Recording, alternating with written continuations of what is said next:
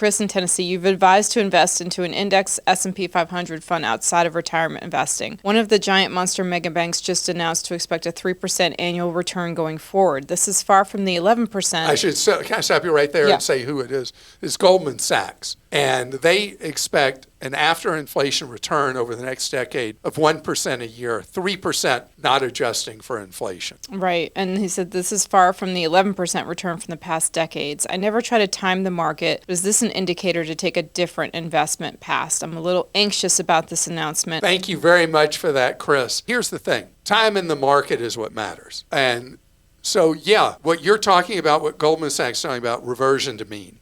That if stock returns have been historically above average, then you have a period below average returns. But we don't know, is that starting in 25? Is that starting in 26, 27? So it's hard to know. And there are reasons why the returns may actually not go as low as Goldman Sachs thinks, because we have such an enormous focus on technology, and we're leading the world. Our market share of technology around the world is so large that we may be in a cycle where returns stay higher than normal for potentially years to come. But the best defense against this is my obsession with dollar cost averaging. That if you are putting money in regularly, every paycheck, every month, whatever, retirement accounts and traditional investment accounts, you are riding the ups and downs, the bumps in the market, and you just go steady as you go. So I am comfortable staying in my mix of investments that is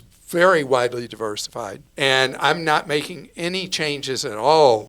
AR in Georgia says, with the latest hurricanes and flood damage, is it safe to buy a new or used car? Undoubtedly, both new and used car dealers and individuals have suffered damage. Thank you. And we've not talked about this following Helene and Milton. And again, to the people suffering so much from the nearly back-to-back hurricanes, my heart goes out to you. It is a life-changing event that for many people is hard to overcome. So this is an after effect that I've held off talking about. There's a big problem with states that don't have good titling laws, where people literally, the term, it's a figurative term, but what they do is they wash the title. They move it through a state motor vehicle department that doesn't have tight controls, and a vehicle that has been flooded out suddenly is back in the market as a used vehicle. And you're buying trouble not realizing that it was reconditioned to look good, but you're buying nothing but a rusting hulk underneath. So the problem for new is not significant because of state limit laws. If a dealer sells a new vehicle that has been through a flood and sells it to you as if it's a fine new car, you would be able, with the manufacturer, when problems start to appear, to do a lemon law buyback. And nothing like that exists for used vehicles. That's why in a cycle following a hurricane or a major flood, it is far more important than even normal times to have it checked out by an independent mechanic of your choosing before you buy a vehicle, or if you buy from CarMax or Carvana, where you have the time period you can return it for a full refund. In that time period, in that trial period, have it inspected by a mechanic of your choosing who will be able to spot telltale signs that the vehicle has been through a flood. This is serious stuff because a lot of dirty players chase the money and sell to unsuspecting buyers vehicles that have been flood damaged. I've heard CVS and Walgreens offer more affordable doctor's visits. Upon researching, I came across their CVS Minute Clinic and Walgreens Healthcare Clinic. Are these viable options for budget-friendly yearly physicals? Will I save a lot of money going this route? I'd also appreciate advice on the cheapest ways to get blood work, as it's often the most expensive part of the process. Does it work the same with the blood work where CVS or Walgreens will call me with the results, or is there a different procedure? As a healthy 50-year-old man with no family health issues and no insurance, I'm exploring my options. Would you recommend these clinics, or are there other similar affordable alternatives that I should consider? So CVS and Walgreens have both struggled, Walgreens more than CVS, with providing medical services, traditional patient visits at select locations. CVS has the Minute Clinic, but they have morphed the strategy from where there used to be a very clear price schedule for everything, and you'd know what your ultimate bill would pretty much be. Walgreens has, in a lot of markets, has given up and turned the spaces over to a dual-branded Walgreens tied in with one of the hospital systems in a market that the hospital wants to be in there as a feeder for hospital-owned specialty practices and for patient admissions ending up at their hospital versus another one. The prices are no longer clear and consistent with CVS and Walgreens. Which brings me to the other part you asked. When you do not carry insurance and you are having to have lab work, you don't know, it's a complete roll of the dice where that lab work will be sent off from. Because remember, the bills are not coming from the Minute Clinic at CVS or the Walgreens, if it has a doctor kind of office, or any place you'd go, whether it's a standalone doc in a box or a traditional doctor practice. They send them out to the labs, and the labs have retail prices for people who don't have insurance, and then they have insurance negotiated prices for people who do. So the lab work is a complete shot in the dark. Jeffrey in Connecticut says, so it's best not to purchase gold from Costco per Clark's advice, but if you do, what's the best way to sell it? Okay, so it's funny you asked this the way you did, because you just stated what the problem is. There's nothing wrong. In fact, Costco is the best place in America, hands down, to buy physical gold, because Costco does it the Costco way. They're giving you a crazy low cost in addition to what they pay for the pure gold that you're paying. Cheaper than anywhere else any day. The problem is that Costco won't buy back your gold. And so then you're in the free market. And there are no good deals in the market for selling physical gold. That's why gold you have needs to be, when you do buy it, as a hedge against trouble in the world. You need to have that gold for a long, long, long time so that you reduce the impact to your wallet of the fees. You know, there are people who buy physical gold, short order, sell it. Buy it again, sell it again. You're getting just clobbered on the huge commissions involved with normally the buy. Costco, you don't have that, but always on the sell.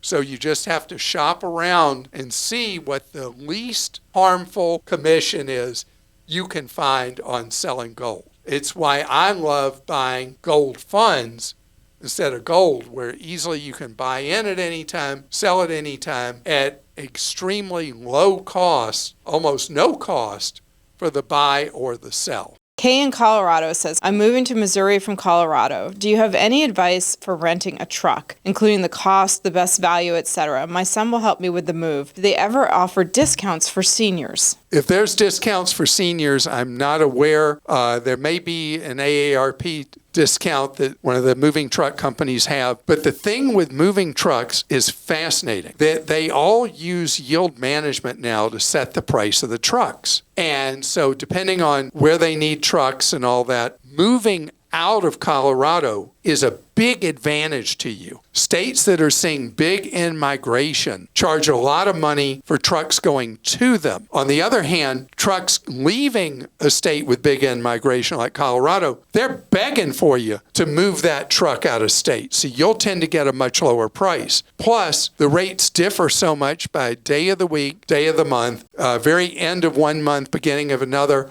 Often local and one-way rentals cost a lot more with yield management. And you want to try different companies because one company may have a bigger need to get a truck of the size you need out of Colorado than another. You will be surprised, though, if you have flexibility about when you move to Missouri. When you do that move, you will really find potential real benefit by using the calendar as your friend. And the more you matrix that with different companies and different dates, the lower you'll pay in total price. By the way, your own automobile insurance may not cover you for a rental truck depending on how many feet it is. if you have, depending on your insurer, maybe they'll cover up to a 12-foot truck or maybe a 16-foot truck. Whatever it is, you need to know that up front. If you're not covered by your own automobile insurance, you need to buy the insurance, as overpriced as it is, from the one-way truck rental company.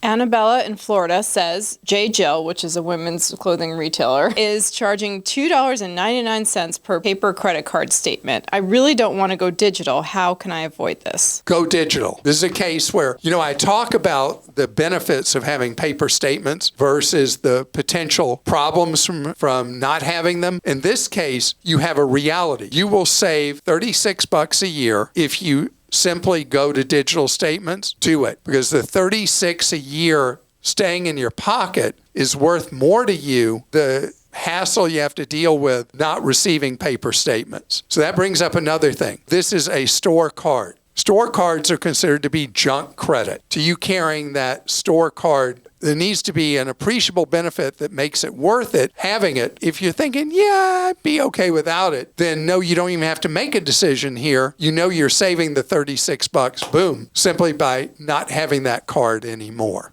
Paul in South Carolina. I would like to purchase or lease a new luxury SUV every 3 to 4 years. I'm retired and can afford to pay cash or make the lease payment easily within my budget. I drive between 4,000 and 5,000 miles per year. Would I be better off buying or leasing my vehicles? So at 4,000 or 5,000 miles a year, buy, because leases are set up for far more miles. You don't get the benefit of being a low mileage driver in a lease. So that would not make sense. Second, I'm going to make a crazy suggestion here. You want a luxury vehicle, you want an SUV, and you feel like you need a new one every 3 or 4 years, even if you can afford it, go look at a Lexus. The records show, the data is so clear that a Lexus SUV will last year after year after year after year with virtually no possibility. It could happen. You could be unlucky. But the math is so favorable to them. New data from Consumer Reports that they'd never done before shows the reliability of vehicles at 5 and 10 years. And the Lexus is off the charts compared to everything else. So you're driving so few miles, you're really punishing your wallet cycling through every 3 or 4 years. If it's a lifestyle choice and you just want to do that and know that you're always under manufacturer's warranty, go for it, but buy it, don't lease it. Axel in California says, how does Clark feel about web-based car sales like Carvana? Carvana is such a controversial company in the financial community, but I love what they've done for consumers with the price transparency. And Carvana is a tool in the marketplace. I think you do yourself a disservice if you only look at Carvana and don't also look at CarMax, which is a much larger seller of vehicles, where both you can see the prices online, you can execute a purchase online. The added advantage of CarMax is you're able to go see it in person. And it also gives you the ability with a model you're considering to look at what is similar available from arch rival CarMax and Carvana back and forth. The advantage both of them have over the traditional used vehicle market is they stand behind the vehicles they sell, where other retailers of used vehicles generally don't. With both Carvana and CarMax, if you take delivery of a vehicle and you don't like it, you have the right to return it within the conditions they set for a full refund. And that's as it should be, because used vehicles come with a history that you and I just can't know. Sometimes that history is really bad. After you buy a vehicle from Carvana or CarMax, have it inspected by an independent mechanic if you're choosing within your return right privilege. And if it doesn't check out, return it. That $150 or whatever you'll pay for that independent check is money well spent. If it turns out you took delivery of what would be a lemon, you want to take it right back and get your money back. Andrew in New York says, I've found when going into a brick and mortar store and I pick up moderate to expensive items like toner or paper, the price that's listed in the store is often higher than the same price on their website. I then show the cashier the price on the web and they give me the lower price. Some places even do a price match against other stores. I did that when I purchased a new MacBook at Best Buy and was able to save multiple hundreds of dollars by showing them a nationwide competitor's price. A good reminder, I thought. Yeah, and so this is true at many retailers. Walmart's the most perplexing, because Walmart depending on local market conditions, the price on Walmart.com or store pickup in that store will often be far cheaper what the price is on the shelf in Walmart, but they will not price match in the store. If you say, well, Walmart.com has this, you have to actually stand there, see the price is cheaper on Walmart.com, order it for store pickup, and then go back to the store the next day or later that day for store pickup. Sounds like you have experience doing that. I do have experience doing that. So I like what a lot of retailers do. I like what happened at Best Buy. They say, okay, we verified that price is cheaper elsewhere. We're going to match it. And that's important, price credibility. I'm always sitting there on my phone when I'm in a store and I see something that's on sale and I'm looking, is it a sale or a non-sale sale? By seeing what the prices are at other retailers, and then I give them the offer to match. If they say no, then I go buy elsewhere, either online or physically. Luz in Georgia says, I recently went to a dentist to see if I could get dental implants. Before I saw the doctor, I was told they could see if I qualify for financing. I had seen a sign that said something like, apply for financing, it won't affect your credit, so I gave oral consent. After my consultation and after the cost of the procedure, I decided not to use their services, but a couple of days later, I got a notification that I was approved and got a credit card from this health company in the amount of $10,000. The dentist office said they cannot do anything about it, and I don't want an open credit account of any amount. What can I do to reverse this? So this is a real problem at car dealers, now at any kind of medical or dental practice, any kind of cosmetic place you go to. The latest pitch is no hard pull. That's what they're saying when they say it won't affect your credit. You do the inquiry and they say, yeah, you're good for credit. You think you're done. But unfortunately, what keeps happening, and I keep hearing over and over and over again, is people are approved and granted the credit, which is a different thing. So when they want your social security number somewhere, or the last four of it or anything like that, say, no, can't do that, and stay strong on that. Should Luz at this point close this, like call the company and close the line of credit? So it's junk credit. So yes, I would close it right away.